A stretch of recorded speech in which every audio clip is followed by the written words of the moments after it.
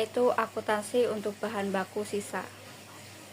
Dalam akuntansi, bahan baku sisa ini sering disebut dengan sisa produksi atau scrap atau limbah. Perlu dicatat dan diperlakukan secara tepat agar laporan keuangan mencerminkan kondisi sebenarnya. Jika bahan baku sisa memiliki nilai, maka bahan baku sisa tersebut sebaiknya dikumpulkan dan disimpan untuk dijual ke pedagang barang bekas.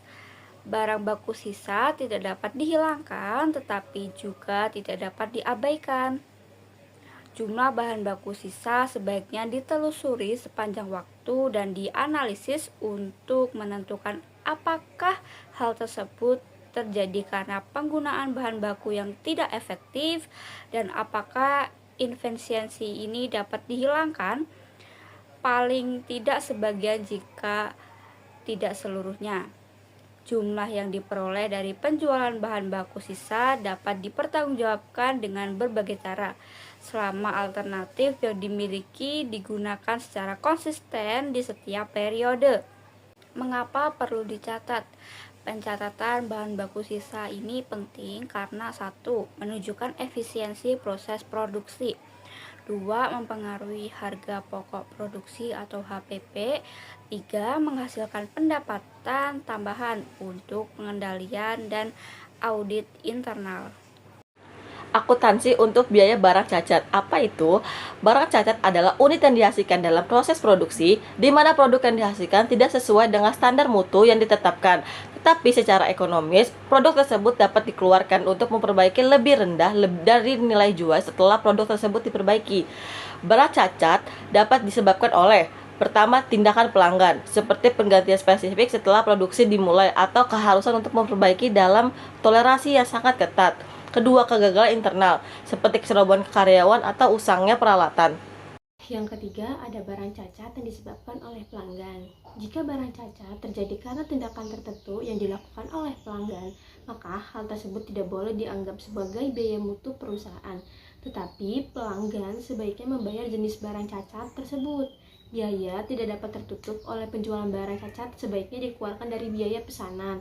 Tetapi saldo dari biaya yang tidak cukup tertutup oleh nilai sisa tersebut tetap tinggal sebagai biaya pesanan itu. Kemudian ada contoh kasus. Plastiko INK memproduksi 1000 kursi plastik sesuai pesanan Pizza King dengan nomor pesanan 876.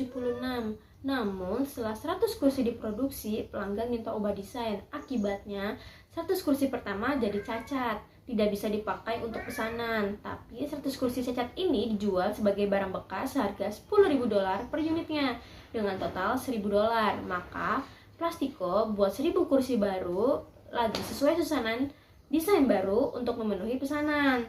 Total kursi yang dibuat 1100 kursi dengan catatan 100 yang cacat ditambah 1000 sesuai pesanan. Selanjutnya kita akan membahas kasus tersebut. Di sini ada total biaya produksi dengan pesanan 876. Bahan bakunya yaitu ada $22, kemudian tenaga kerjanya $5.500, overhead pabriknya ada $11 dengan totalnya $38.500. Kemudian ada ayat jurnal. Yang pertama, pencatatan, penyelesaian, dan pengiriman barang ke pelanggan.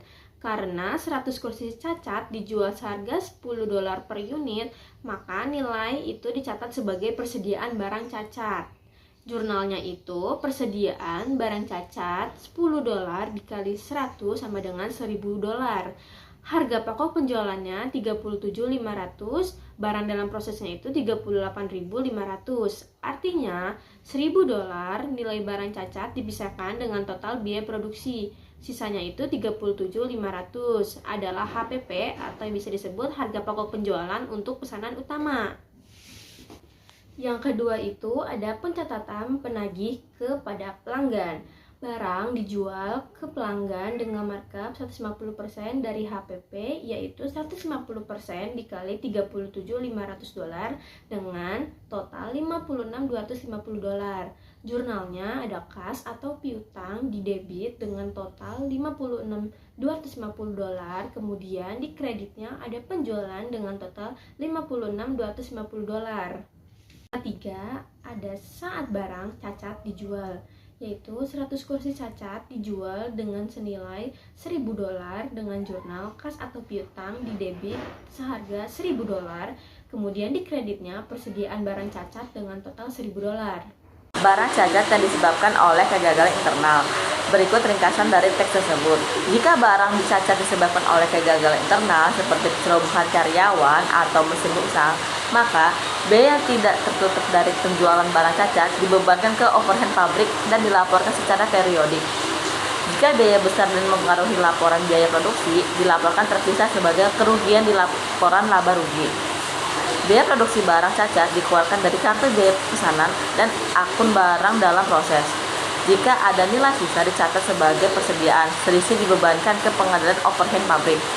Jika barang cacat tidak bisa dihindari, biaya cacat dimasukkan ke dalam total overhead saat menentukan tarif overhead yang ditetapkan di awal.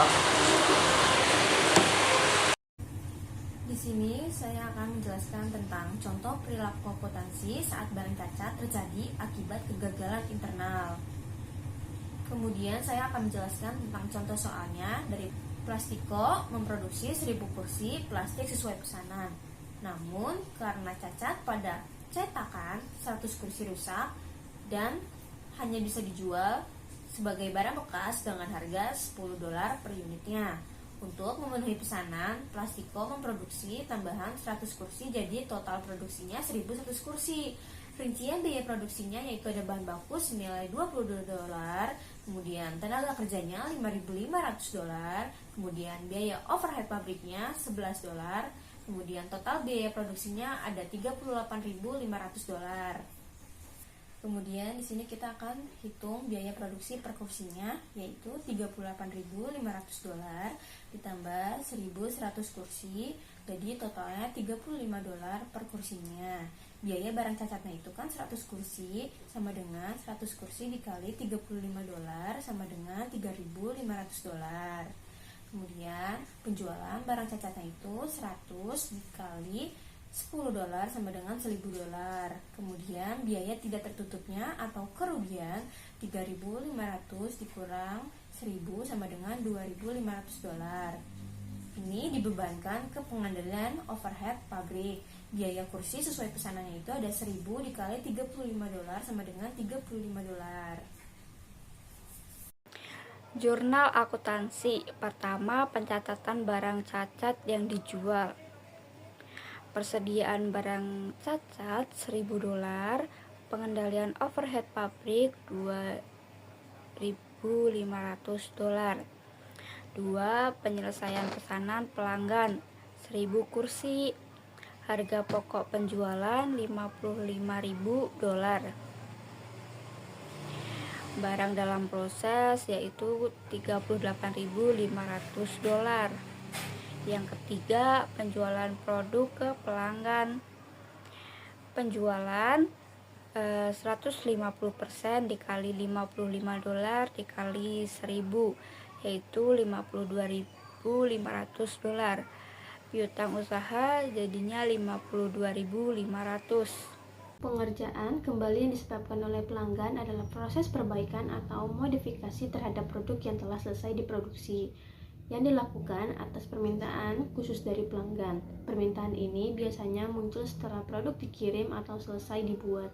Namun, pelanggan menginginkan adanya perubahan, penyesuaian, atau penambahan tertentu yang sebelumnya tidak tercantum dalam spesifikasi awal.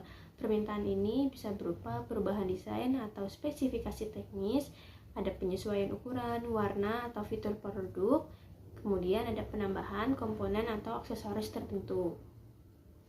Nah, selanjutnya adalah akuntansi untuk biaya pengerjaan kembali. Pengerjaan kembali adalah proses untuk membetulkan barang cacat. Sebelumnya kita kan udah bahas tentang barang cacat nih. Nah, ini adalah bagaimana pengerjaannya untuk biaya pengerjaan itu kembali. Nah, pengerjaan kembali juga bisa disebabkan karena tindakan pelanggan maupun kegagalan internal. Perlakuan akuntansi untuk mengerjakan kembali tergantung pada jenis penyebabnya. Jadi apa sih jenisnya? Perlakuan akuntansi untuk mengerjakan kembali tergantung pada penyebabnya. Jika disebabkan oleh kegagalan internal, dianggap normal, maka biaya di pengerjaan kembali dicatat sebagai bagian dari biaya produksi yang dialokasikan ke seluruh produk yang dihasilkan. Jika disebabkan oleh kegagalan permintaan pelanggan, maka biaya pengerjaan kembali biasanya ditagih pelanggan atau dicatat sebagai beban penjualan tergantung pada kondisi. Pengerjaan kembali yang disebabkan oleh pelanggan adalah proses perbaikan atau modifikasi terhadap produk yang telah selesai diproduksi, yang dilakukan atas permintaan khusus dari pelanggan. Permintaan ini biasanya muncul setelah produk dikirim atau selesai dibuat. Namun, pelanggan menginginkan adanya perubahan, penyesuaian, atau penambahan tertentu yang sebelumnya tidak tercantum dalam spesifikasi awal. Permintaan ini bisa berupa perubahan desain atau spesifikasi teknis, ada penyesuaian ukuran, warna, atau fitur produk, kemudian ada penambahan komponen atau aksesoris tertentu. Pengerjaan kembali jenis ini bukan disebabkan oleh kesalahan produsen, melainkan karena kebutuhan atau keinginan tambahan dari pihak pelanggan. Jenis pengerjaan kembali ini umumnya dapat dikenakan biaya tambahan kepada pelanggan tergantung pada kontrak atau kebijakan perusahaan. Kemudian ada kesimpulan. Kerugian dalam proses produksi pada sistem perhitungan biaya pesanan dibedakan menjadi kerugian normal dan abnormal. Kerugian normal dibebankan ke biaya pesanan, sedangkan kerugian abnormal dicatat terpisah sebagai beban periodik agar tidak mempengaruhi penilaian biaya pesanan secara keseluruhan.